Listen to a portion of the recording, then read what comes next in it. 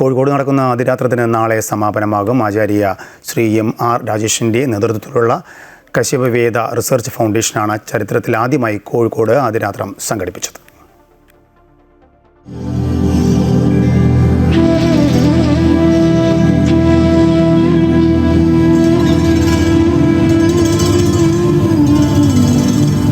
ശ്രൗദ്ധയാഗങ്ങളിൽ പ്രധാനപ്പെട്ടതും ദൈർഘ്യമേറിയതുമാണ് അതിരാത്രം.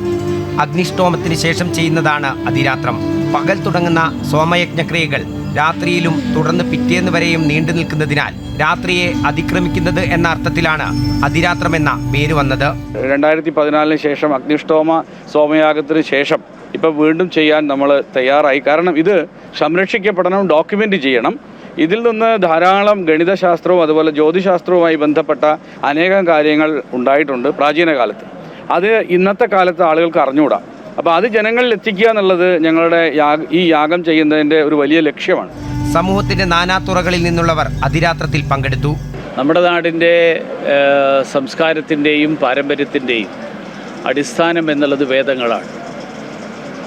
പക്ഷേ പിന്നീടുണ്ടായിട്ടുള്ള പല അപഭ്രംശങ്ങൾ, ആ അപഭ്രംശങ്ങളുടെ ഫലമായിട്ട് നിരവധി ജീർണതകൾ നമ്മുടെ സമൂഹത്തിലുണ്ടായി. ആ ജീർണതകളെ പരിഹരിക്കാനും നമ്മുടെ അടിസ്ഥാന തലത്തിലേക്ക് തിരിച്ചു പോകണമെങ്കിൽ ഒരു വൈദിക പാരമ്പര്യത്തെ പുനരുജ്ജീവിപ്പിക്കേണ്ട ആവശ്യകതയുണ്ട്. സമൂഹ അഗ്നിഹോത്രം, വിദ്വൽ സദസ്സുകൾ, കലാപരിപാടികൾ, ശാസ്ത്ര പ്രദർശനങ്ങൾ, വീഡിയോ പ്രദർശനങ്ങൾ, സന്യാസ സഭ എന്നിവയും ഇതോടനുബന്ധിച്ച് നടന്നു.